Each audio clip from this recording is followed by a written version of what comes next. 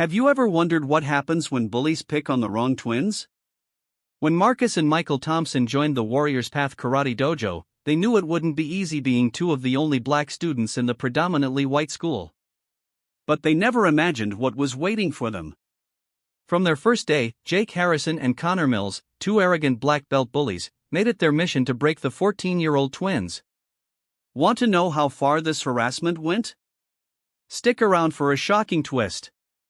What the bullies didn't realize was that every night after their humiliation, the twins trained in secret with their father.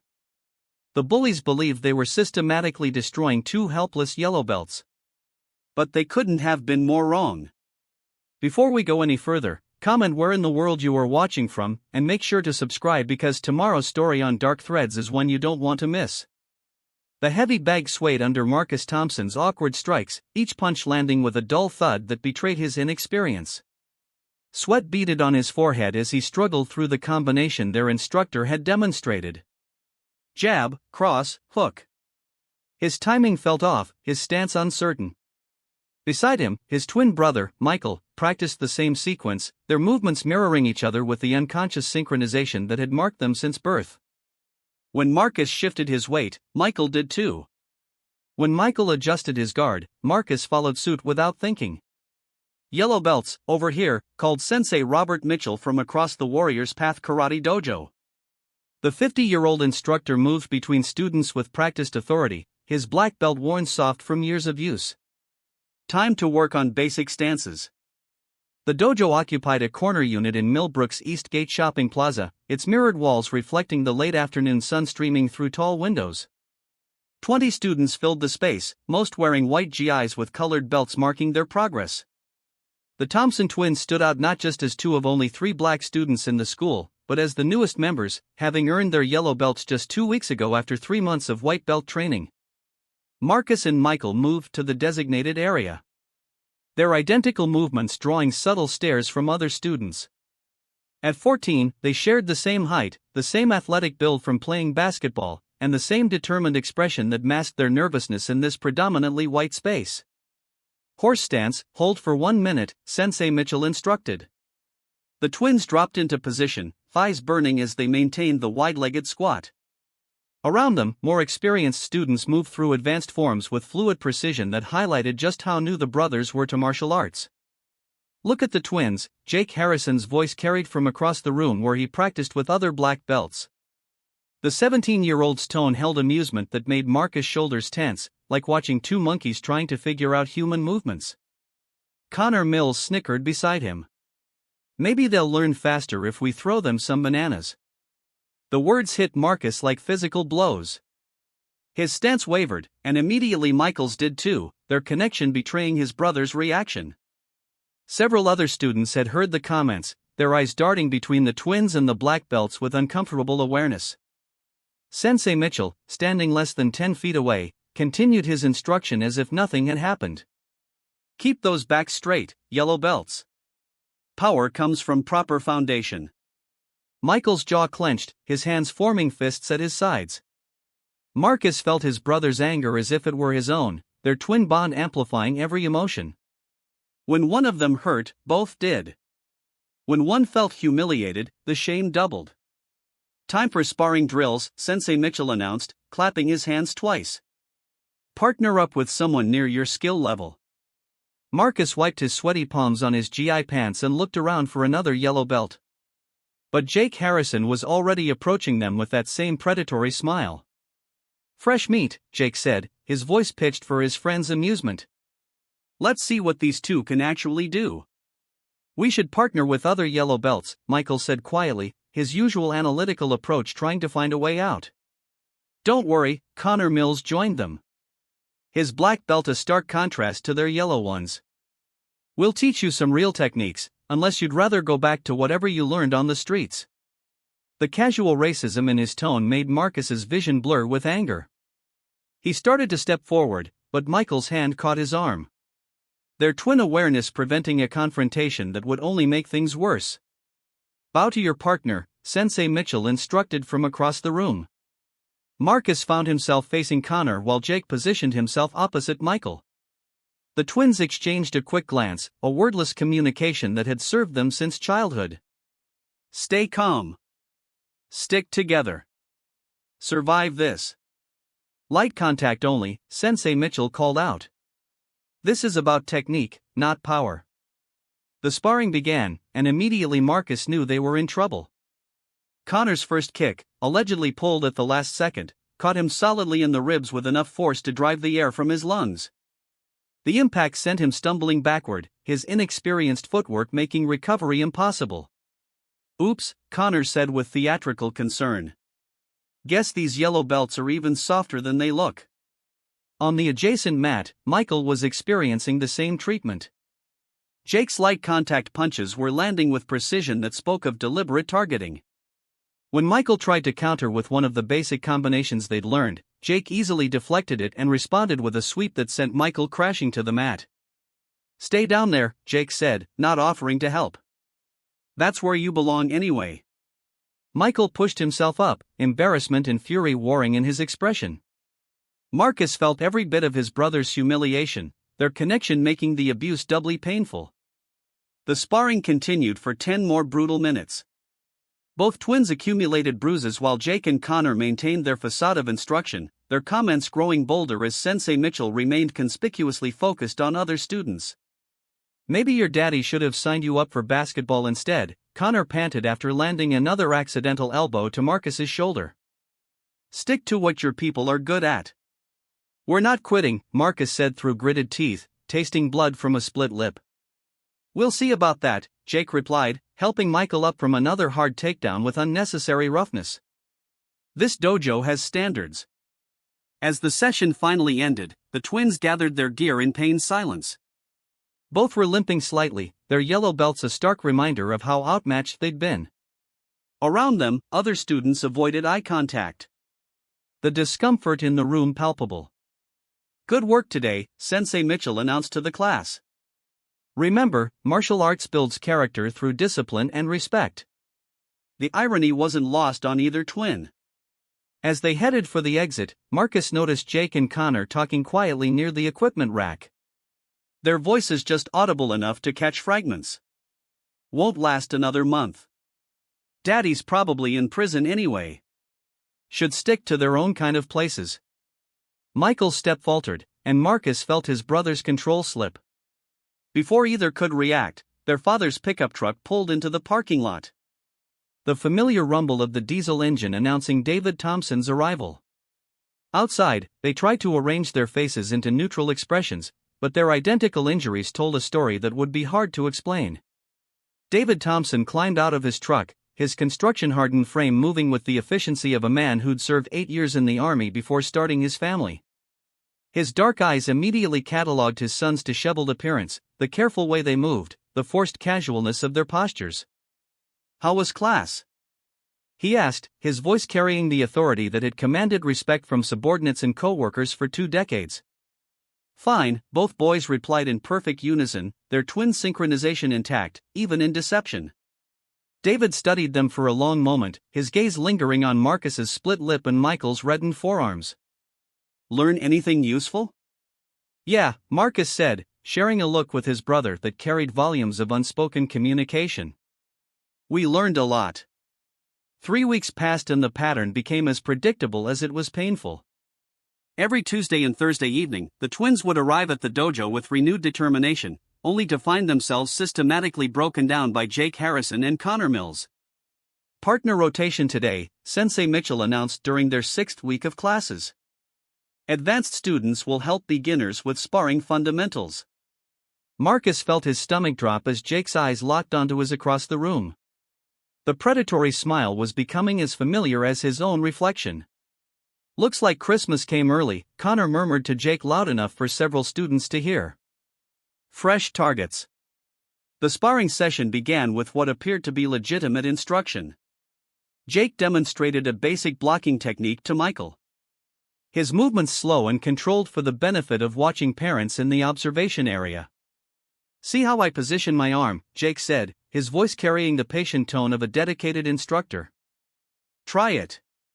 Michael mimicked the movement, and Jake nodded approvingly. Then, without warning, his follow-up strike slipped past Michael's guard and caught him in the solar plexus.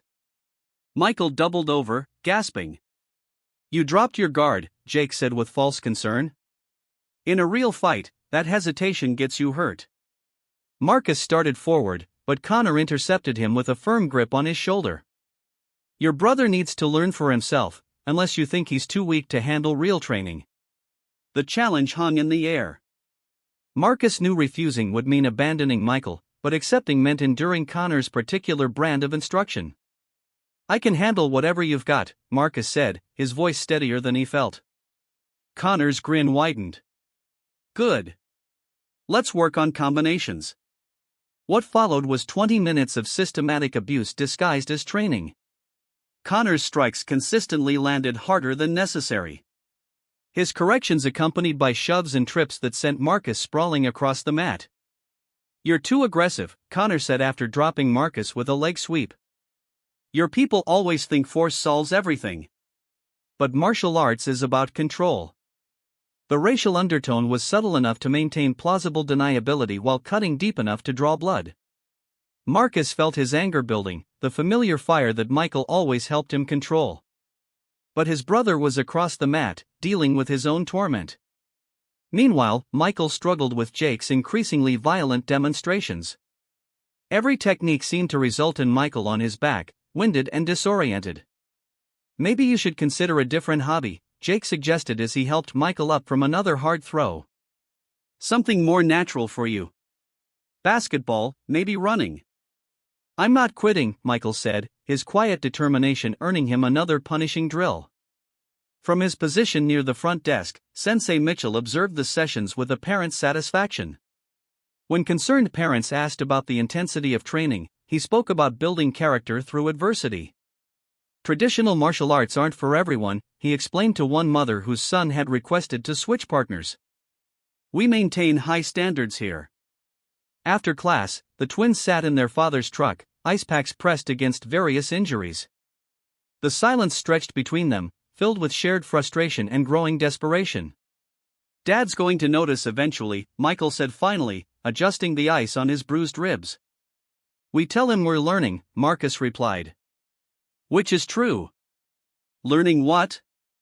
That we don't belong here?" Marcus turned to study his brother's profile. Despite being twins, their reactions to adversity had always differed. Marcus burned hot and fast, while Michael internalized everything until it consumed him from within. "We belong anywhere we want to be," Marcus said firmly. "They don't get to decide that for us." "Tell that to my ribs." 2 days later, David Thompson made an unexpected decision. Instead of dropping the boys off at the dojo entrance, he parked and walked them inside, claiming he wanted to observe a class. The twins exchanged nervous glances as their father settled into the small seating area reserved for parents. David's presence immediately altered the atmosphere.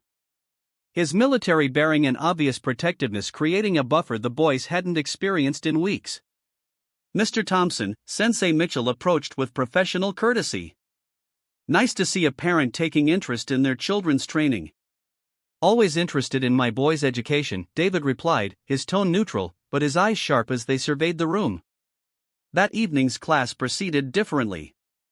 Jake and Connor maintained their roles as senior students, but their comments became more subtle, their physical contact more carefully controlled. The racial undertones remained, but delivered with surgical precision designed to avoid detection by adult observers. "Good effort today," Jake told Michael after a particularly brutal grappling session. "You're really improving. Your father must be proud of how well you're adapting to our environment." The word adapting carried unmistakable meaning, but delivered with such apparent sincerity that David, watching from across the room, saw nothing but encouragement. Connor employed similar tactics with Marcus, offering praise laced with condescension. "You're getting better at taking direction. It's good to see you learning your place in the hierarchy." After class, David spoke briefly with Sensei Mitchell about the boys' progress. "They're dedicated students," the instructor said. "Natural athleticism, but they need to understand that martial arts is about more than physical ability. It's about fitting into a structured environment." "They're good kids," David replied. Been raised to respect authority and work hard. I can see that with the right guidance, they'll find their proper level here. The phrase proper level resonated with subtle implications that sailed past David's awareness, but struck both twins like physical blows. During the drive home, David expressed satisfaction with what he'd observed. Looks like you boys are getting good training in there. That Mitchell fellow runs a tight ship. Yes, sir, both boys replied, their synchronized response masking the bitter irony of their father's approval. Those older students seem helpful, too. Good to see experienced kids taking newcomers under their wing. Marcus stared out the passenger window, watching familiar streets blur past. His father's interpretation of events felt like living in an alternate reality. One where mentorship replaced torment, where guidance masked systematic humiliation. They're teaching us a lot, Michael said quietly from the back seat. And technically, it was true. They were learning about institutional racism, about how authority figures could enable abuse through willful blindness, about how victims could be isolated even in crowded rooms. That's what I like to hear, David said, pulling into their driveway. Martial arts builds character, teaches you to handle whatever life throws at you. As they gathered their gear bags, Marcus caught his brother's eye in the truck's dome light. The same thought passed between them without words. They were handling what life threw at them, but not in the way their father imagined. That night, lying in their shared bedroom, the twins finally spoke openly about their situation. It's not getting better, Michael whispered in the darkness. I know. What if we told Dad the truth? Marcus considered this. Their father had always taught them to fight their own battles, to never run from challenges, to earn respect through perseverance. How could they explain that the system itself was rigged against them? He wouldn't believe it, Marcus said finally. He saw Mitchell tonight, saw Jake and Connor. Everything looked normal to him. Because they made it look normal. Exactly. And if we complain, we look like quitters. Like we can't handle real training. Michael was quiet for so long that Marcus thought he'd fallen asleep. Then his brother's voice came through the darkness, carrying a resolve that matched Marcus' own burning determination. Then we get better, strong enough that they can't hurt us anymore. How? They're black belts. We just got our yellow belts. I don't know yet, Michael admitted, but there has to be a way. Outside their window, the suburban street lay peaceful under streetlights. A picture of the American dream their parents had worked so hard to achieve. Inside the room, two 14-year-old boys planned their survival in a war their father couldn't see, and their instructors refused to acknowledge. The 8th week of classes began like all the others, with Marcus and Michael gathering their gear while their father finished his coffee in the kitchen. David had been working overtime on a commercial project, his exhaustion evident in the dark circles beneath his eyes. You boys need a ride home tonight? He asked, checking his watch. I might be able to swing by after my meeting with the electrical contractor. We can walk, Marcus said quickly. The last thing they needed was their father witnessing another session of disguised abuse. It's getting dark earlier now, David pointed out. I don't mind picking you up. Really, Dad? We're fine, Michael added. The fresh air helps us cool down after training. David studied them for a moment, then nodded. All right, but call if you change your minds. At the dojo, the evening began with basic forms practice. The twins had been working on their techniques at home, using online videos to supplement their limited instruction, and their improvement was noticeable. Time for partner drills, Sensei Mitchell announced. Today we're working on defensive techniques against multiple attackers. The exercise was designed for advanced students, but somehow the twins found themselves selected as demonstration partners. Jake and Connor volunteered to show proper technique, their eagerness raising red flags that went unnoticed by their instructor. The key is staying mobile, Jake explained to the watching class as he and Connor circled the twins. When outnumbered, you can't plant your feet and trade punches. What followed was a masterclass in sanctioned violence. Under the guise of demonstrating defensive principles, Jake and Connor subjected the twins to a sustained assault that left them both bloodied and disoriented. See how they're trying to back up? Connor called out as he swept Michael's legs, sending him crashing to the mat. That's exactly what not to do. Natural instincts don't work in real martial arts. Marcus tried to help his brother up, but Jake intercepted him with a knee strike that doubled him over. Focus on your own survival first, Jake instructed the class while grinding Marcus's face into the mat. Can't help your partner if you're on the ground where you belong. The demonstration continued for 15 brutal minutes. Every time one twin tried to recover, the other was targeted, keeping both off balance and unable to mount any effective defense.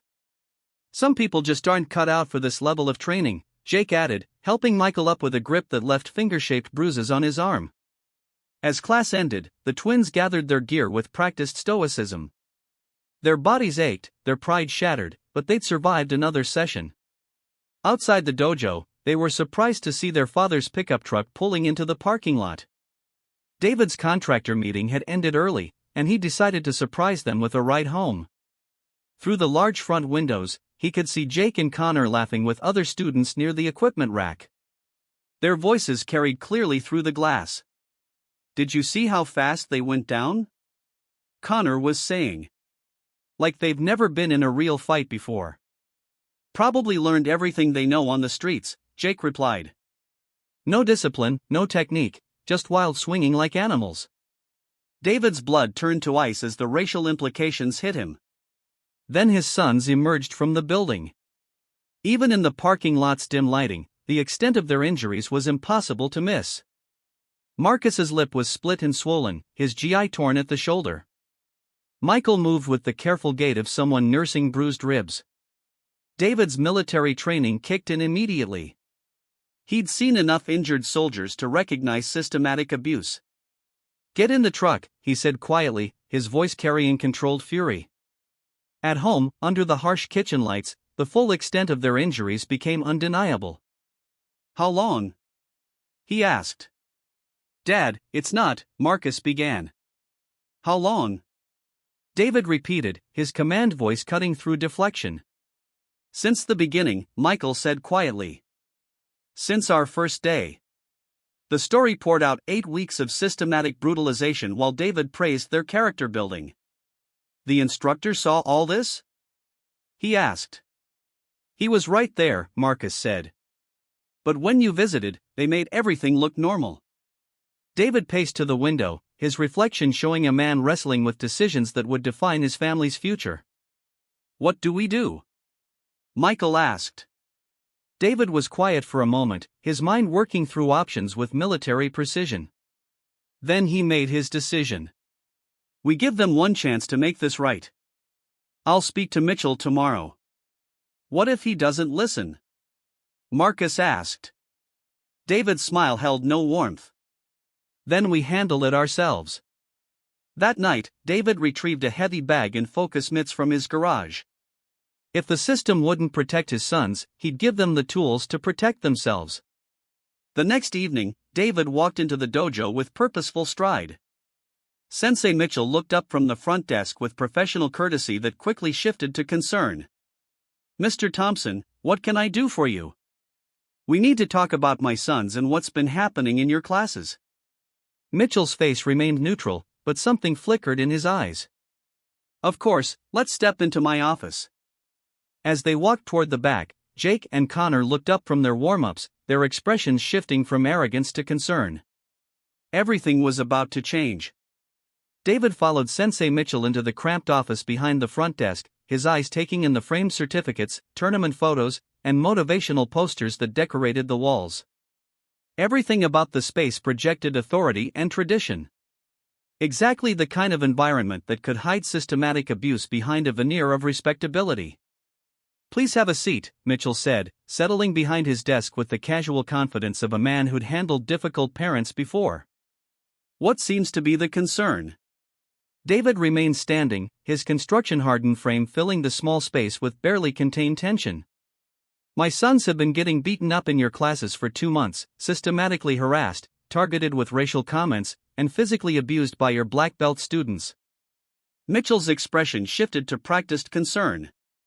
Mr. Thompson, I understand training can be intense, especially for newer students, but what you're describing doesn't sound like the program we run here. Jake Harrison and Connor Mills have been using my boys as punching bags, David continued, his voice steady, but dangerous. Under your supervision in front of other students, and you've done nothing to stop it. Those are serious allegations, Mitchell replied, leaning back in his chair. Jake and Connor are exemplary students from respected families. They've been training here for years. The emphasis on respected families wasn't lost on David. Are you saying my sons are lying? I'm saying young people sometimes misinterpret firm instruction as harassment. Martial arts training can be challenging and not everyone is suited for it. David's hands clenched into fists. Last night I heard those boys calling my sons animals. Making jokes about street fighting. Are you going to tell me that's firm instruction? Mitchell's composure cracked slightly. I wasn't aware of any inappropriate language if something was said. You were 10 feet away when it happened. Don't insult my intelligence. The silence stretched between them, heavy with unspoken threats and failed responsibilities. Mitchell cleared his throat and shuffled some papers on his desk. Perhaps we can find a solution that works for everyone, he said finally. The Harrison and Mills families have been significant supporters of this dojo. Their contributions help keep our doors open and provide scholarships for other students. So, you're protecting them because they pay you. I'm maintaining a delicate balance that benefits the entire school community. Your sons are capable young men, but they might be happier in a different environment. Something more suited to their background. David stepped closer to the desk, his voice dropping to a whisper that carried more menace than any shout. Their background? You mean being black? I mean, being new to structured training environments. Some students adapt better to traditional discipline than others. Traditional discipline? Is that what you call two black belts beating up yellow belts while you watch? Mitchell stood up, matching David's aggressive posture. Mr. Thompson, I've been running this dojo for 15 years. I know the difference between training and abuse. If your sons are struggling with the intensity of our program, they're not struggling. They're being targeted. Then perhaps this isn't the right school for them. The words hung in the air like a gauntlet thrown down. David studied Mitchell's face, seeing the calculation behind the man's eyes. This wasn't ignorance or oversight. It was willful complicity dressed up as business necessity. So that's your solution. My sons leave quietly and you continue taking money from racist parents to let their kids terrorize anyone who doesn't fit their idea of what belongs here. I'm trying to find a practical resolution to a difficult situation. David turned toward the door, then paused. You have until tomorrow night to fix this. Transfer those boys to different classes. Discipline them publicly. Make it clear that harassment stops now. Whatever it takes. And if I don't, David's smile was arctic. Then I handle it my way. Outside the office, the evening class was beginning. Through the doorway, David could see his sons warming up with other students, their movements still careful from the previous night's injuries. Jake and Connor were across the room, their body language relaxed and confident. Meanwhile, inside the office, Mitchell sat back down heavily, his mind racing through the implications of David's ultimatum. The Harrison and Mills families contributed over 30% of the dojo's revenue through monthly fees, private lessons, and equipment purchases. Losing them would mean cutting programs, laying off staff, possibly closing entirely. But David Thompson had the look of a man who meant exactly what he said.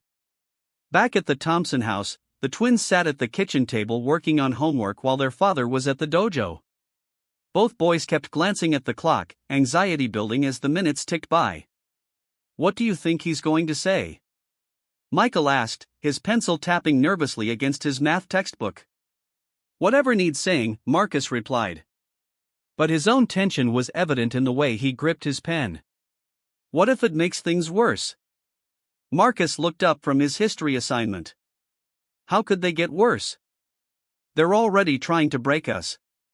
They could actually break us or get us kicked out. Maybe that wouldn't be the worst thing. Michael stared at his brother. Despite their twin connection, sometimes Marcus' willingness to burn bridges surprised him. You want to quit? I want to be somewhere we're not treated like garbage every day, but I also want to prove we belong wherever we choose to be. Those two things might not be compatible. Then we make them compatible. The front door opened, and both boys looked up as their father entered. David's expression was grim, his military bearing more pronounced than usual.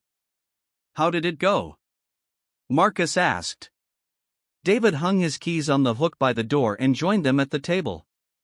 Mitchell's more concerned about his donors than his students. He basically admitted he knows what's happening and doesn't plan to stop it. "So what now?" Michael asked. David was quiet for a moment, studying his sons' faces. These boys had inherited his stubborn streak and their mother's moral compass. They wouldn't back down from a fight, especially one that involved fundamental questions of dignity and respect. "Now, we prepare for the possibility that talking won't solve this problem." "What does that mean?" Marcus asked, though something in his father's tone suggested he already knew. "It means if the system won't protect you, I'll teach you to protect yourselves." "Really, protect ourselves?" Michael felt a chill of anticipation mixed with fear. "Are you talking about fighting?" "I'm talking about survival, about making sure nobody ever puts their hands on you again without consequences." That night, David cleared space in the garage and hung the heavy bag he'd retrieved from storage. "Your mother doesn't need to know about this yet," David said as he tested the bag's stability. "This stays between us until we see how things play out at the dojo." "What exactly are you going to teach us?" Marcus asked. David's smile was sharp with promise. "Everything I learned in 8 years of military combat training. Everything they don't teach in pretty dojos with pretty rules." "Is that legal?" Michael asked. "Self-defense is always legal. And after what I saw tonight, what's been done to you boys, anything you do to protect yourselves will be justified." The twins exchanged a look that carried volumes of silent communication. Their father was offering them something the dojo never had. Real power, real protection, real respect. "When do we start?" Marcus asked. "Right now," David replied, pulling on a pair of focus mitts. "Because tomorrow night we find out if Mitchell keeps his word, and if he doesn't." He let the sentence hang unfinished, but the implication was clear. The time for talking was almost over. The time for action was beginning. The garage felt different at 10 o'clock that night, transformed from a mundane workspace into something that hummed with purpose and possibility. David had moved his truck outside and rearranged tools and equipment to create an open training area. The heavy bag hung from a reinforced beam, swaying slightly in the cool evening air. "First lesson," David said, wrapping his hands with cloth strips. "Everything you've learned at that dojo is designed to make you predictable. Traditional stances, traditional combinations, traditional responses. In a real fight, predictable gets you hurt." Marcus and Michael stood side by side, still wearing their school clothes, unsure of what to expect from their father's version of martial arts instruction. "Dad, we're not trying to hurt anyone," Michael said carefully. "We just want them to leave us alone." David's laugh was humorless.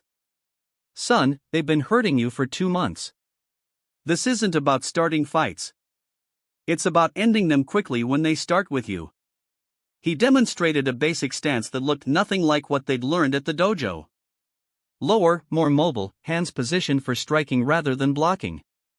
"In the army, we didn't have time for fancy forms or elaborate techniques. We learned to neutralize threats efficiently and move on.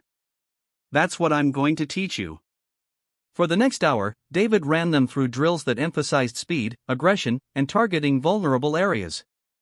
No ritualized sparring, no pulled punches.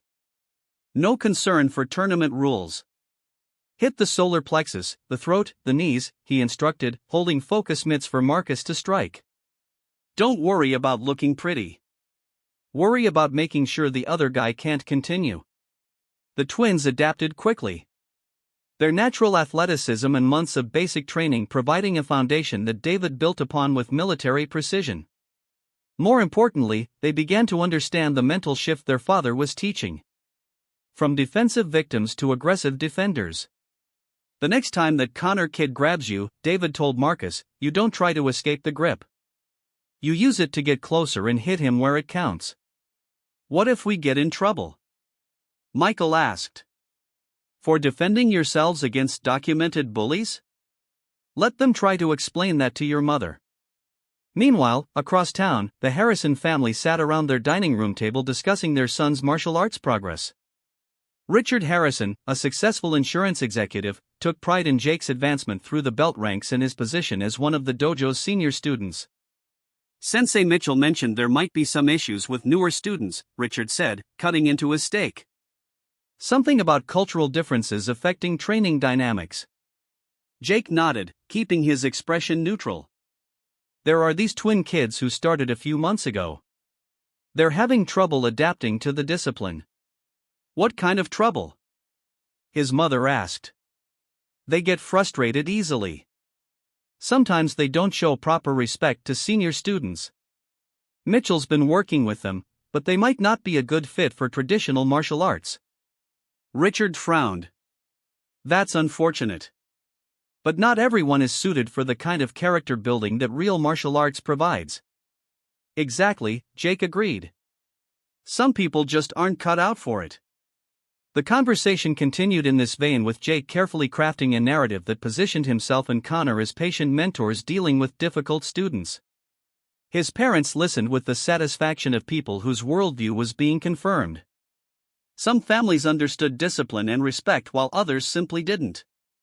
Back in the Thompson garage, the training session was intensifying. David had moved beyond basic strikes to combination attacks and defensive counters. They're going to try to use their size and belt rank to intimidate you, he said, circling the twins with predatory focus. But size means nothing if you're faster and more aggressive than they expect. He demonstrated a sequence that involved closing distance, striking multiple targets, and creating space for follow-up attacks. The movements were brutal in their efficiency, designed to overwhelm rather than out-technique an opponent. This isn't about being better martial artists than they are, David explained. It's about being better fighters. There's a difference. Marcus threw a combination that landed solidly on the focus mitts, the impact resonating through the garage. For the first time in months, he felt powerful rather than helpless.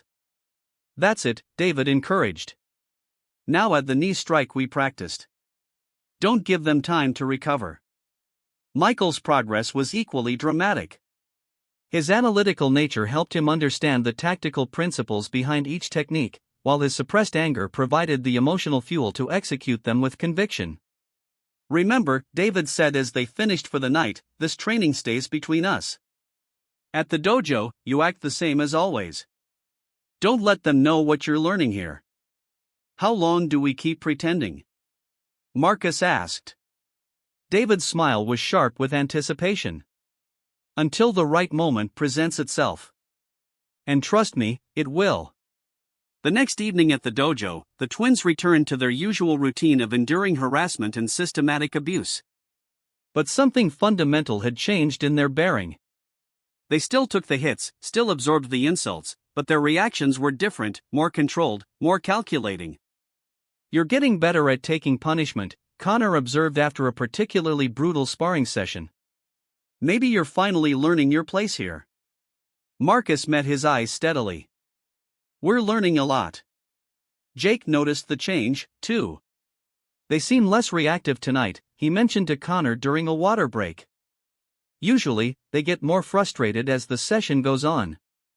Maybe they're finally giving up, Connor replied. About time. But giving up was the furthest thing from the twins' minds.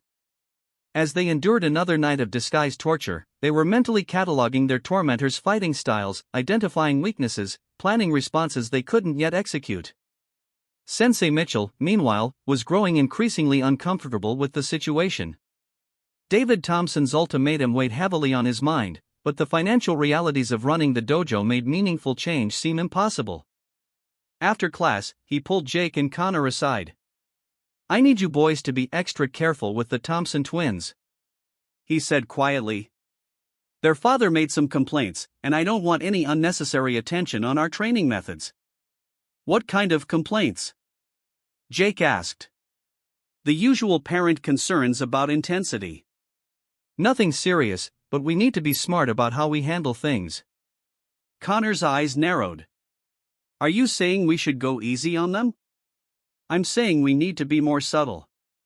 Make sure everything looks like legitimate training if anyone's watching. The two teenagers exchanged a look that spoke volumes. They understood the game being played, maintain the abuse, but improve the optics. It was a challenge they were eager to accept. As the twins gathered their gear after class, they could feel the shift in atmosphere. Their tormentors were adapting, becoming more careful, but no less committed to their campaign of harassment. They're going to be more careful now, Michael observed during the walk home. Good, Marcus replied. Careful means predictable. And predictable means we can prepare for exactly what they'll do. That night's training session in the garage focused on countering specific techniques they'd observed Jake and Connor using. David's military experience provided insights into reading opponents and exploiting their tactical assumptions. They expect you to fight like yellow belts, he said, holding a focus mitt while Marcus practiced close-range combinations. When the time comes, you'll fight like soldiers. The transformation was remarkable. In just 2 training sessions, the twins had begun to shed their victim mentality and embrace something far more dangerous. The mindset of predators waiting for their moment to strike. 4 weeks of secret training had transformed the Thompson garage into a battlefield laboratory. The heavy bag bore the marks of countless combinations, and the concrete floor showed scuff marks where the twins had practiced footwork drills until muscle memory replaced conscious thought. Tournament registration closes tomorrow, David announced, setting down the local martial arts magazine that featured advertisements for the upcoming Tri-County Open. You boys ready to make a decision? Marcus wiped sweat from his forehead, his breathing steady despite the intense training session they just completed. A month of his father's instruction had added muscle definition to his frame and confidence to his movements. We're ready, he said without hesitation. Michael was quieter, studying the tournament flyer with analytical intensity. Dad, this says they have divisions for different belt levels. We'd be competing against other yellow belts. Not if you enter the open division, David replied, his tone carrying implications that made both boys look up sharply. The open division is for anyone regardless of rank, Marcus said slowly, understanding dawning in his voice. Including black belts. Including Jake and Connor, Michael added. David nodded. The question is whether you're ready to show everyone what you've really learned. Not just defend yourselves, but dominate opponents who think they're superior to you. The garage fell silent, except for the gentle creaking of the heavy bag's chain. This was the moment all their training had been building toward. Not just physical preparation, but a fundamental choice about who they wanted to be. If we do this, Michael said carefully, there's no going back. Win or lose, everyone will know we're not the same kids who started at that dojo. Are you the same kids? David asked. Marcus flexed his hands, remembering the helpless frustration of those early weeks when every technique failed and every session ended in humiliation. No, we're not. But what if we lose? Michael pressed. What if 4 weeks of training isn't enough to beat kids who've been doing this for years? David's smile was fierce with paternal pride. Son, they've been doing karate for years. You've been learning to fight. There's a difference. Later that night, the twins found themselves alone in their shared bedroom, wrestling with the moral complexity of their situation. This feels wrong, Michael said quietly. All the lying, the secret training, the planning for revenge. What feels wrong is letting them think they can treat us however they want, Marcus replied. What feels wrong is a system that protects bullies because their parents write checks. But if we hurt them at the tournament, if we defend ourselves at the tournament, there's a difference. Michael was quiet for a moment. Is there? Dad's not teaching us self-defense, Marcus. He's teaching us to be weapons. Maybe that's what we need to be. Or maybe that makes us just like them. The conversation revealed the fundamental tension that had been building throughout their month of secret preparation. They'd gained the physical skills to match their tormentors, but the moral questions remained unresolved. Meanwhile, in his own bedroom, David stared at the ceiling and grappled with his own ethical dilemmas. He'd spent his adult life teaching his sons about honor, respect, and working within systems to solve problems. Now he was training them to circumvent those same systems through violence. But the memory of his boys' injuries, the racist comments overheard through dojo windows, the institutional indifference of Sensei Mitchell, all of it justified what he was doing, didn't it? The final decision was made during their conversation the following evening in the garage. "The tournament is in 3 weeks," David said, looking at each of his sons in turn. "If we're going to do this, I need to register you tomorrow. After that, there's no backing out." "What exactly are we signing up for?" Michael asked. "Just the tournament or everything that comes after." David's expression grew serious. "Son, the moment you step into that ring and show what you can really do, everything changes. The dojo, the other students, probably the community. You'll be making a statement that can't be taken back." "Good," Marcus said firmly. "I'm tired of being quiet about who we are and what we can do." Michael looked at his brother, seeing the determination that had carried them through months of systematic abuse. Despite his reservations, he knew Marcus was right. They'd tried being victims, tried working within the system, tried enduring in hopes that things would improve naturally. Nothing had worked except becoming strong enough to demand respect. "Okay," Michael said finally. "Let's do it." David nodded, pride and apprehension warring in his expression. "Then tomorrow I register my sons for the Open Division of the Tri-County Open, and we spend the next 3 weeks making sure you're ready for whatever comes next." As they began their evening training session, all 3 Thompson men understood they'd crossed a line from which there would be no retreat. The tournament would be more than a competition. It would be a reckoning. The Millbrook Community Center buzzed with nervous energy as competitors, families, and spectators filled the converted gymnasium for the Tri-County Open. Banners from various dojos hung from the rafters, and multiple rings had been set up across the polished floor. The Thompson twins sat in folding chairs near the registration table, their yellow belts stark against the sea of higher-ranked competitors warming up around them. "Thompson, Marcus, and Michael," the tournament coordinator called out, checking his clipboard. "You boys sure you want the Open Division? We've got a nice yellow belt bracket that might be more appropriate." "We're sure," Marcus replied, his voice steady despite the butterflies in his stomach. David stood behind his sons, watching Jake Harrison and Connor Mills stretch with their teammates from Warriors Path Dojo. Both teenagers wore their black belts with casual arrogance, their conversation peppered with laughter as they glanced toward the Thompson family. "Look who decided to show up," Connor said loud enough to carry across the warm-up area. "This should be entertaining," Jake nodded toward the twins.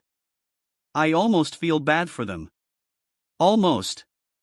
Sensei Mitchell approached the group, his expression mixing surprise with barely concealed annoyance. "Mr. Thompson, I wasn't aware your sons were competing today." "Lots of things you're not aware of," David replied evenly. "Ring 3, Open Sparring Division," the announcer called. First match, Connor Mills vs. Michael Thompson. A hush fell over the Warriors Path Dojo section as the unlikely pairing was announced. Several parents exchanged knowing looks, anticipating a quick demonstration of why belt rankings existed. Michael walked to the center of Ring 3, his yellow belt drawing stares and whispered comments from the crowd. Connor followed with the confident swagger of someone expecting an easy victory. "Bow to your opponent," the referee instructed. Michael's bow was respectful but not subservient. Connor's was perfunctory, almost mocking. "Fighters ready? Begin." Connor immediately launched into an aggressive combination, expecting to overwhelm his opponent with superior technique and experience.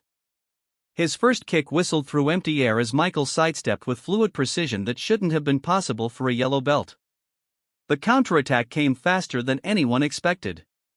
Michael closed distance with explosive speed, landing a sharp punch to Connor's solar plexus that doubled him over. Before Connor could recover, Michael followed with a knee strike that caught him in the ribs, driving the air from his lungs. "Point, Thompson," the referee called. Connor's face went white with shock and humiliation. This wasn't possible. Yellow belts didn't score against black belts, especially not with such clinical precision. Connor reset, his casual arrogance replaced by desperate aggression. He launched another attack, throwing wild combinations fueled by panic and embarrassment. Michael absorbed the initial strikes on his guard, then countered with surgical precision. A hook to the body, followed by an uppercut that snapped Connor's head back. The black belt stumbled backward, his nose bleeding, his eyes wide with shock and growing rage. Point Thompson. Match Thompson.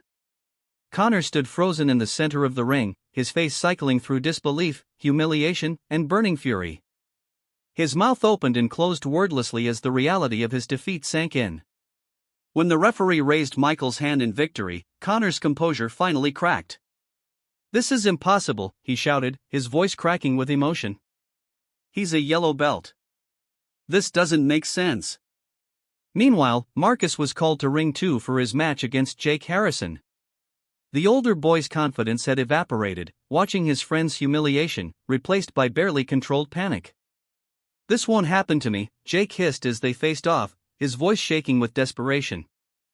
"I've been doing this since I was 8 years old." "Good for you," Marcus replied calmly. The match began with Jake employing frantic aggression, throwing everything he had learned in years of training. But Marcus had learned patience during those weeks of systematic abuse, and he waited for his moment. When Jake committed to a high kick, Marcus ducked under and drove an elbow into his opponent's exposed ribs. The impact was audible throughout the gymnasium, and Jake's scream of pain carried clearly to the shocked spectators. Before Jake could recover, Marcus grabbed his off-balance opponent and threw him with a hip toss that sent the black belt crashing to the mat with bone-jarring force. Point Thompson. Jake struggled to his feet, tears of rage and humiliation streaming down his face. The crowd was openly buzzing now, parents and competitors trying to process what they were witnessing. The second exchange was brief and devastating. Jake came forward with wild, desperate strikes. Marcus countered with surgical precision. A straight punch to the throat followed by a sweep that sent Jake tumbling. Point Thompson. Match Thompson. Jake lay on the mat for several seconds, his body shaking with sobs of pure humiliation. When he finally stood, his face was a mask of hatred and wounded pride. The gymnasium erupted in confused chatter as both Thompson twins stood victorious.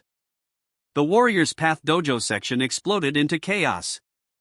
"This is fraud," Richard Harrison shouted, storming toward the tournament officials. "Those boys aren't yellow belts, they're sandbaggers." Bill Mills was right behind him, his face purple with rage. "They've been hiding their real skill level. This is cheating." Sensei Mitchell joined the angry parents, his voice shaking with desperation. "There's been some kind of mistake. These boys couldn't even defend themselves 2 months ago. Someone's been coaching them illegally. They're ringers," Richard continued, jabbing his finger toward the twins. "Professional fighters pretending to be beginners. I demand an investigation." The tournament director, a patient man in his 60s, tried to calm the situation. "Gentlemen, I've seen the boys' registration. They're legitimately ranked yellow belts from your own dojo." "Then they lied about their experience," Bill Mills snarled. "No yellow belt fights like that. It's impossible." Meanwhile, Jake and Connor stood together near their dojo's seating area. Their humiliation complete and public. Both teenagers were fighting back tears of rage. "This isn't over," Jake whispered, his voice thick with emotion. "They made us look like fools in front of everyone." "They cheated somehow," Connor replied, his hands clenched into fists. "Yellow belts don't fight like that. It's not possible." David Thompson approached the agitated parents and officials, his expression dangerously calm. "Is there a problem here?" "Your sons are frauds," Richard Harrison accused, pointing at the twins. "They're not yellow belts. This whole thing is a setup." "They earned their yellow belts at your dojo," David replied evenly. 2 months ago in front of your instructor." "Then someone's been training them illegally," Bill Mills shouted. "No beginner develops skills like that." "Maybe your sons just aren't as good as you thought they were," David said, his voice carrying quiet menace. The accusation hit like a physical blow. Both fathers recoiled, their faces flushing with renewed anger at the suggestion that their sons, their perfect superior sons, had been legitimately defeated by kids they considered inferior. "We know what we saw," Richard snarled. "Those boys humiliated Jake and Connor on purpose. Made them look weak and stupid." "Maybe because Jake and Connor are weak and stupid," Marcus said quietly, appearing beside his father. The words struck like lightning. Jake Harrison let out a strangled cry of rage and started toward Marcus, but tournament security quickly intervened. "That's enough," the tournament director announced. The matches were fair and legitimate. The results stand. As the twins collected their victory certificates and prepared to leave, the atmosphere remained charged with dangerous emotion. The systematic humiliation of Jake Harrison and Connor Mills had created enemies who would not forgive or forget. The Thompson family was walking toward the exit when Jake and Connor broke away from their parents and approached from behind. Their faces were streaked with tears of rage and humiliation, their movements desperate and uncontrolled. "Hey," Jake called out, his voice cracking with emotion. Marcus and Michael turned around, still riding the high of their victories. They saw two defeated bullies approaching, but failed to recognize the dangerous desperation in their eyes. "You think you're so smart?" Connor snarled, closing the distance. "Think you proved something today?" "We proved we're better than you," Marcus replied, his confidence making him careless. It was exactly what Jake and Connor needed to hear. Their humiliation reached a breaking point, and all pretense of sportsmanship evaporated. Connor threw a wild punch at Michael's head while Jake lunged at Marcus with a vicious tackle. Both twins went down hard, caught completely off guard by the cheap shots. The crowd erupted in shocked screams as Jake and Connor began raining down punches on the fallen boys. Their months of frustrated anger finally exploding into violence. The cheap shots had caught the twins completely off guard, but their father's training kicked in within seconds. Marcus rolled away from Jake's wild punches and came up in a fighting stance while Michael absorbed Connor's initial strikes and countered with a devastating uppercut that sent the black belt staggering backward. "You want a real fight?"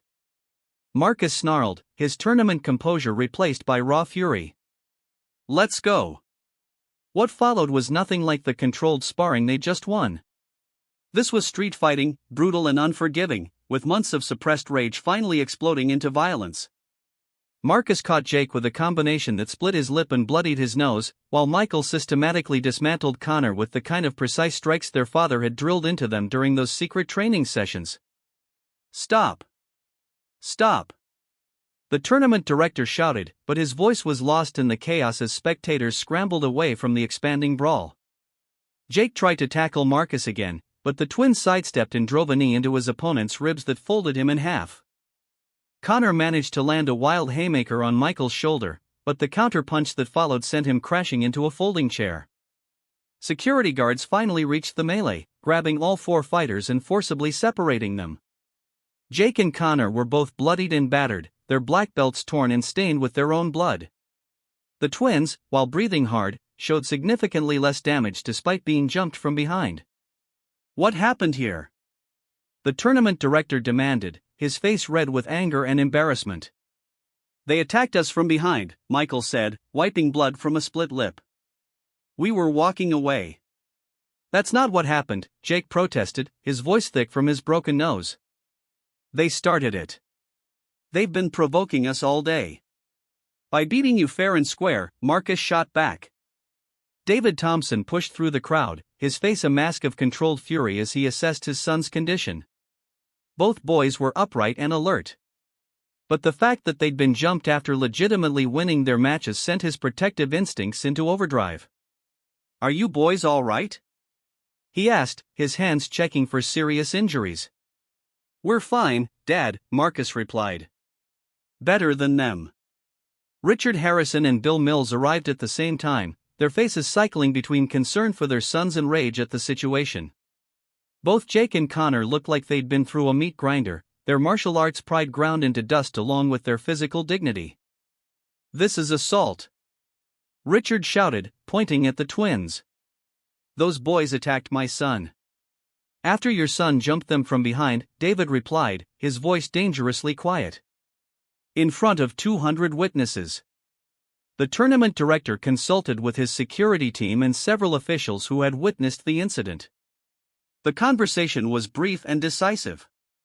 Jake Harrison and Connor Mills are disqualified from this tournament and banned from all future regional competitions, he announced. Attacking opponents after legitimate matches is completely unacceptable. What about them? Bill Mills demanded, gesturing at the twins. They fought back. They defended themselves against an unprovoked attack. That's not only legal, it's expected. The decision sent shock waves through the Warriors Path Dojo contingent. Their star students weren't just defeated. They were disgraced, banned, and humiliated in front of the entire martial arts community. This is outrageous, Sensei Mitchell protested. There must be some mistake. The only mistake was allowing those boys to represent your school, the tournament director replied coldly. Perhaps you should reconsider your training methods. As EMTs checked the injured fighters, the scope of the damage became clear. Jake had a broken nose, split lip, and what appeared to be bruised ribs. Connor sported a black eye, multiple facial lacerations, and was favoring his left arm. Both would need medical attention. The twins, by contrast, had suffered minor injuries despite being jumped from behind. Their father's training had not only prepared them to win fair fights, but to survive and dominate unfair ones. We should press charges, Richard Harrison said to his wife, who had arrived with the other parents. This was clearly premeditated assault against kids who were walking away when your son attacked them. David interjected. Good luck with that. The Harrison and Mills families huddled together, their voices rising as they tried to process the complete collapse of their children's martial arts careers. The bans would follow Jake and Connor throughout their remaining teenage years, effectively ending any competitive aspirations they might have harbored. This isn't over, Richard Harrison said directly to David as the families began to separate. Not by a long shot. It is for your boys, David replied. They made their choice when they jumped mine from behind. As the Thompson family gathered their things and prepared to leave, the gymnasium buzzed with excited conversation about the dramatic turn of events. The story would spread throughout the local martial arts community within hours. How two yellow belts had not only defeated established black belts in fair competition, but had dominated them in the street fight that followed. Dad, they looked really angry when we left, Michael observed as they walked to the parking lot. People don't like having their illusions shattered, David replied. Especially when those illusions involve their children's superiority. What do you think they'll do? Marcus asked. David was quiet for a moment, his military instincts analyzing potential threats and responses. Probably nothing smart. Angry people rarely make good decisions. The drive home should have been celebratory. The twins had achieved complete vindication, proving their worth in both legitimate competition and street combat. But something about the Harrison and Mills families' parting words suggested this victory had come at a cost they hadn't yet calculated. At home, the twins cleaned their minor injuries while David made sure all doors were locked and the security system was armed. Call it paranoia or experience. But something told him the confrontation at the tournament was just the beginning. Meanwhile, across town, 2 carloads of angry parents and humiliated teenagers were having a very different conversation about the day's events. The Harrison and Mills families had spent years believing in their son's superiority, their dojo's excellence, and their own social position. All of that had been shattered in one afternoon by 2 kids they dismissed as inferior. The rational response would be to accept defeat and move on. But rational responses required rational people, and the families gathered in the Harrison living room were far from rational. We can't let this stand, Richard Harrison said, pacing his expensively furnished living room. Our boys were humiliated, banned, destroyed in front of everyone we know. It's not fair, Connor mumbled through his swollen lips. They cheated somehow. Yellow belts don't fight like that. Exactly, Bill Mills agreed. There's something wrong with this whole situation. Something that needs to be corrected. As the evening wore on, their anger crystallized into something more dangerous than disappointment. It became a plan. A plan that involved following the Thompson family home and having a more private conversation about respect and consequences. By 10 o'clock that night, 2 cars were parked at the end of the Thompson Street, their occupants watching the house and planning their next move. The Thompson house sat quietly in the suburban darkness, its windows glowing with warm light that spoke of family dinners and homework sessions. David had just finished checking the locks one final time when the doorbell rang at 10:47 p.m. Who could that be at this hour? Lisa Thompson asked from the kitchen where she was finishing the dishes. David peered through the front window and saw two men standing on his porch under the outdoor light. Richard Harrison and Bill Mills, both still wearing the clothes they'd worn to the tournament. Both radiating barely controlled aggression. "Stay inside," David told his wife, his voice carrying the calm authority that had served him well in the military. "Take the boys to their room." "What's wrong?" Lisa asked, immediately sensing the tension in her husband's posture. "Nothing I can't handle. Just do what I said." The doorbell rang again, more insistently this time, followed by heavy knocking that echoed through the house. David opened the door, but left the security chain engaged, creating a 4 inches gap through which he could see his unexpected visitors. "Evening, gentlemen. Little late for a social call, isn't it?" "We need to talk," Richard Harrison said, his voice tight with controlled fury. "About what happened today and what your boys did to ours. Your boys attacked mine from behind after losing fair fights. What's to discuss?" "Open the door, Thompson," Bill Mills demanded, stepping closer to the entrance. "We're not having this conversation through a crack. Actually, we're not having this conversation at all. It's nearly 11 o'clock. You're on my property uninvited and you're clearly agitated. Time to leave." David started to close the door, but Richard Harrison shoved his shoulder against it, preventing it from shutting completely. "Do you have any idea how much money we've invested in our boys' training?" Richard snarled through the gap. 7 years of lessons, tournament fees, equipment, camps, thousands of dollars, and your boys destroyed it all in one afternoon. Your money bought you nothing but entitled bullies. That's not my problem. Jake was being recruited by college programs, Bill Mills interjected, his voice rising with desperation. Full scholarships were being discussed. Now he's banned from competition until he's 18. Maybe he should have thought about that before jumping my son from behind. Your boys are the ones who should be banned, Richard shouted. They're frauds, sandbaggers. Yellow belts don't fight like that. My boys earn their victories fair and square. Your boys earned their bans by being poor sports and worse fighters. The men on the porch exchanged glances, their frustration building as David refused to be intimidated or drawn into their preferred confrontation. "We want compensation," Bill Mills said suddenly. "Financial compensation for what your boys cost our families." David's laugh was harsh and humorless. "Compensation for what? Teaching your kids that bullying has consequences? For destroying years of investment? For ruining their futures. Their futures were ruined the moment they decided to target my boys. I just helped speed up the process." "Open this door," Richard demanded, his patience finally exhausted. "We're going to settle this properly. We are settling it properly. Properly means you leave my property before I call the police." "Call them?" Bill Mills shouted. "We'll tell them about your boys' illegal training, about how you turned them into weapons." "Go ahead. I'll tell them about months of racial harassment your boys inflicted on mine. See which story they find more compelling." David unhooked the security chain and stepped out onto the porch, closing the door behind him. The two fathers immediately spread out, flanking him in what they clearly thought was an intimidating formation. "You think you're tough because you were in the army?" Richard sneered. "Think that makes you better than us?"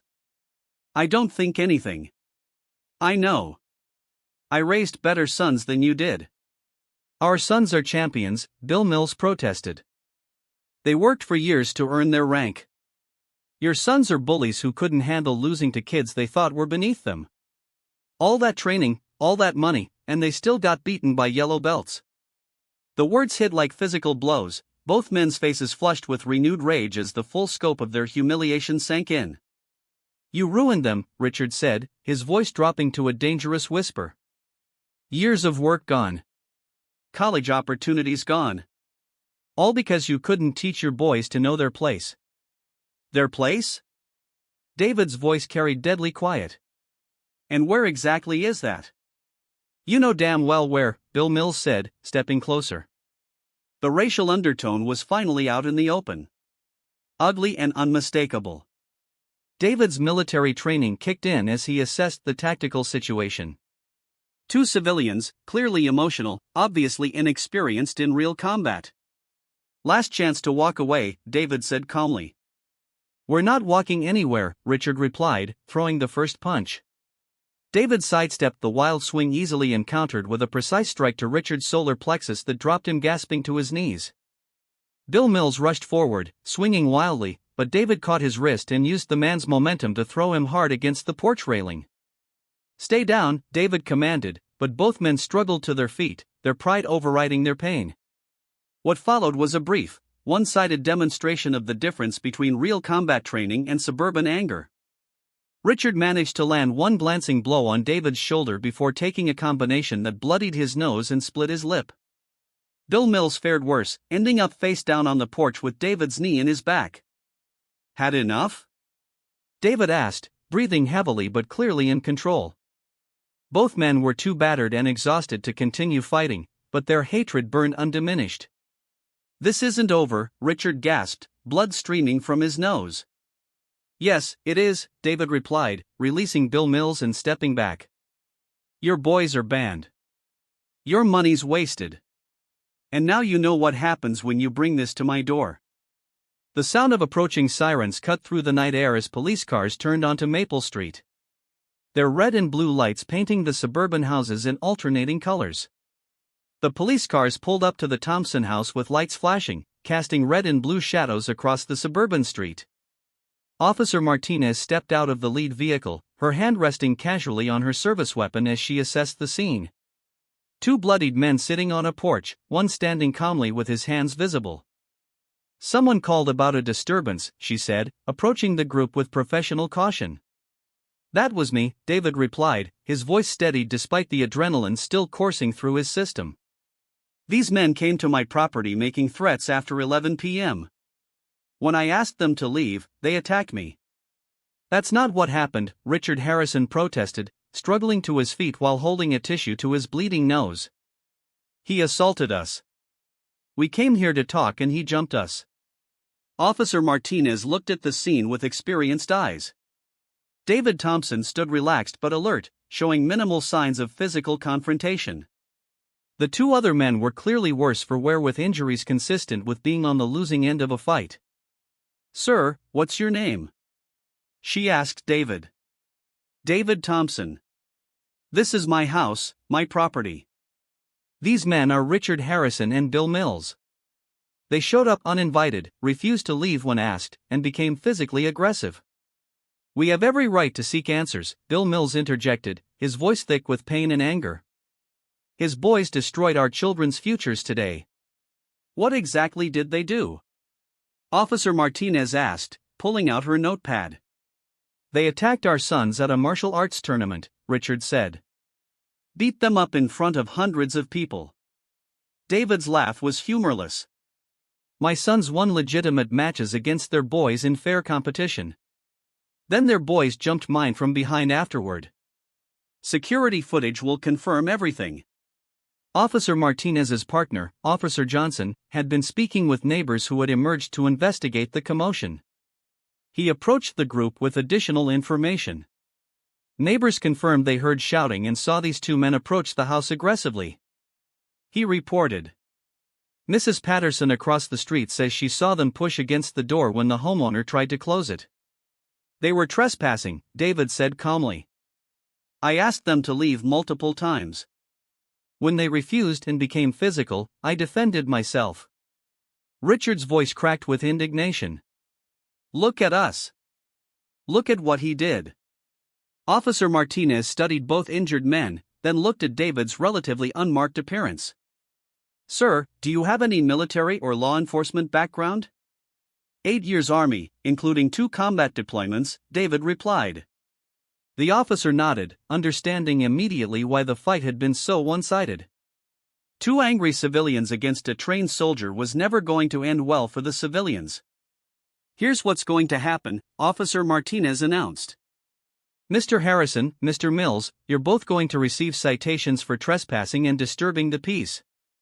Mr. Thompson, you're within your rights to defend your property and yourself, but I strongly recommend everyone cool down before this escalates further. Citations? Bill Mills sputtered. He assaulted us. You were on his property at 11 p.m. making threats after he asked you to leave. In Texas, that's called trespassing and harassment. The fact that you came out worse in the fight doesn't change who initiated the confrontation. Richard Harrison wiped blood from his nose, his face a mask of rage and humiliation. Our boys are banned from competition because of what his kids did. 7 years of training gone, college scholarships gone, and now we're the ones getting cited. Your boys are banned because they attacked other competitors after losing matches, Officer Martinez replied. That's a martial arts organization decision, not a legal one. Unless you want to add filing false reports to your citations. The threat hung in the air as both men realized their night was only getting worse. They'd come seeking confrontation and validation, but found only additional humiliation and legal consequences. Meanwhile, inside the house, the twins had been watching through their bedroom window. Their mother, having reluctantly allowed them to witness the resolution of events they'd inadvertently set in motion. Dad's okay, Marcus whispered, relief evident in his voice as they watched their father speaking calmly with the police. More than okay, Michael replied, noting the battered condition of their former tormentors' fathers. Looks like those guys learned the same lesson their sons did. Lisa Thompson stood in the doorway, her nurse's training warring with her protective instincts as she watched her husband handle the aftermath of violence with military precision. Your father's always been good at taking care of problems, she said quietly. Outside, the police were finishing their paperwork and preparing to clear the scene. The two injured fathers sat in the back of separate patrol cars, their citations being processed while they received basic medical attention for their injuries. Mr. Thompson, Officer Martinez said, approaching David as the situation wound down. You handled yourself well tonight, but I'd recommend installing security cameras and maybe varying your family's routine for a while. People like this sometimes hold grudges. Already planned on it, David replied. Thank you for responding so quickly. Just doing our job. And Mr. Thompson, your boys did good today. Sometimes bullies need to learn that actions have consequences. As the police cars pulled away, taking Richard Harrison and Bill Mills to face booking and citations, David stood on his porch, surveying the quiet suburban street. The confrontation he'd been expecting since the tournament was over, resolved decisively in favor of his family. The twins emerged from the house, their faces mixing relief with residual adrenaline from the night's events. Is it over, Dad? Michael asked. David looked at his sons, both stronger, more confident, and more capable than they'd been just months ago. They'd faced systematic bullying, overcome institutional indifference, and emerged victorious against opponents who'd considered them inferior. It's over, he said firmly. They know now that you boys aren't victims, that our family isn't going to be pushed around, and most importantly, they know that actions have consequences. Marcus nodded, understanding the deeper lesson their father was teaching. We don't start fights, but we finish them. Exactly. But we also don't go looking for trouble. Tonight was about them bringing trouble to us. That's different. As they headed inside, David took one last look at his quiet neighborhood. Tomorrow, there would be paperwork to file, security systems to install, and probably difficult conversations with school administrators and tournament officials. But tonight, his family was safe. His sons had learned the value of standing up for themselves, and two bullying fathers had discovered that their children weren't the only ones who could face consequences for their actions. The lesson was complete, the victory total, and the transformation of the Thompson twins from victims to victors absolutely final.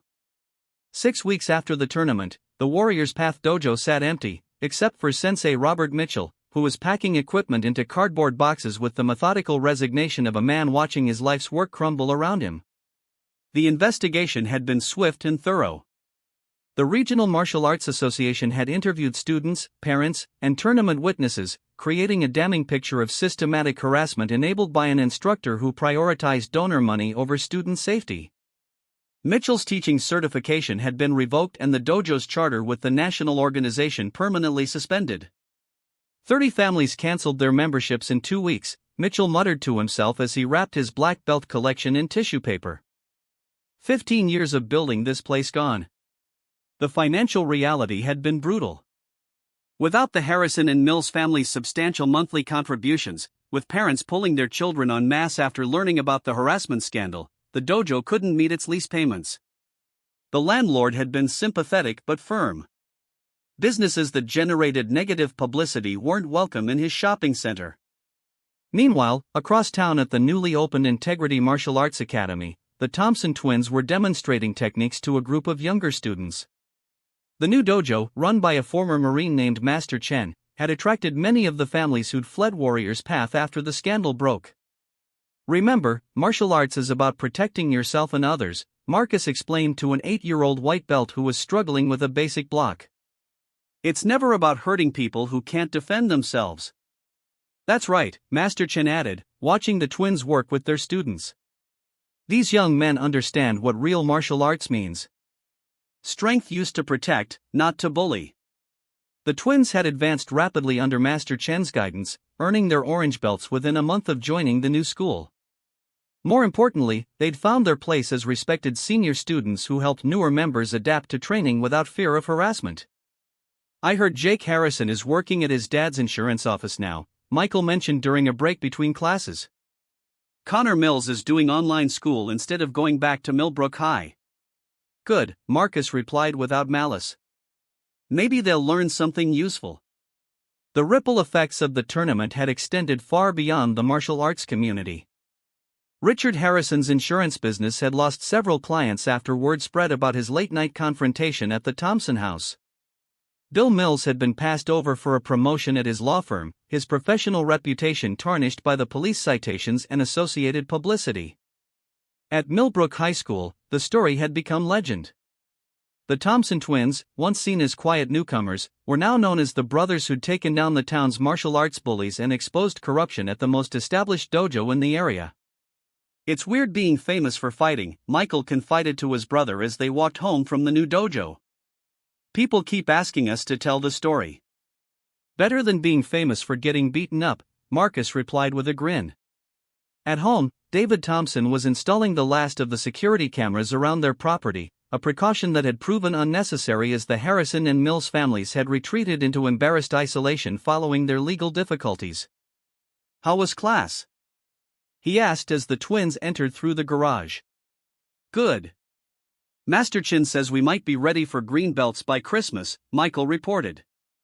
More importantly, we helped 3 new kids with their techniques today, Marcus added. Nobody gets picked on at our new school. David nodded with satisfaction. The transformation was complete.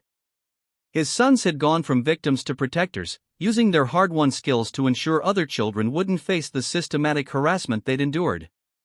Lisa Thompson emerged from the kitchen, her expression mixing pride with lingering concern for her family's safety. Any word on when the dojo officially closes? End of the month, David replied. Mitchell's been trying to sell his equipment, but most schools won't touch anything associated with his program. What about Jake and Connor? Have they found other places to train? Doesn't matter, Marcus said firmly. They're banned from competition until they're 18 anyway, and even then, their reputations will follow them. The conversation was interrupted by a knock at the front door, a sound that still triggered cautious awareness in the Thompson household. But this visitor was expected and welcome. Master Chen stood on the porch holding a manila envelope and wearing the kind of smile that suggested good news. I wanted to deliver these personally, he said, handing the envelope to David. Official certificates for Marcus and Michael's orange belt promotions, plus something extra. Inside the envelope were the belt certificates along with letters of recommendation for a youth leadership program run by the State Martial Arts Association. They want the boys to help train instructors in anti-bullying techniques, Master Chen explained. Apparently, their story has gotten attention at the state level. Other schools want to learn how to prevent what happened at Warriors Path. The twins exchanged glances, their silent communication as strong as ever. After months of being targets, they were being asked to help protect others from similar experiences. "We'd be honored," Michael said, speaking for both of them. As Master Chen left and the family settled into their evening routine, the transformation that had begun in a garage with a heavy bag and focus mitts reached its natural conclusion. The Thompson twins hadn't just learned to defend themselves. They become leaders, examples of how victims could become protectors through determination and proper training. "You boys proud of what you've accomplished?" David asked as they sat around the dinner table. "Proud we didn't quit," Marcus replied. "Proud we proved we belonged wherever we choose to be," Michael added. "And proud we can help other kids avoid what we went through," they said together, their twin synchronization intact despite all the changes in their lives. Outside, Millbrook continued its quiet suburban existence, but the power dynamics that had once seemed fixed and permanent had been completely rewritten. The bullies had been exposed and defeated. The corrupt instructor had lost everything. And two young men who had once been considered easy targets were now respected leaders in their community. Sometimes justice came slowly through courts and committees and official procedures. But sometimes it came swiftly, delivered by those who refused to accept that strength belonged only to those who abused it. The Thompson twins had learned both lessons well, and they would carry them forward for the rest of their lives. I hope you enjoyed that story on Dark Threads.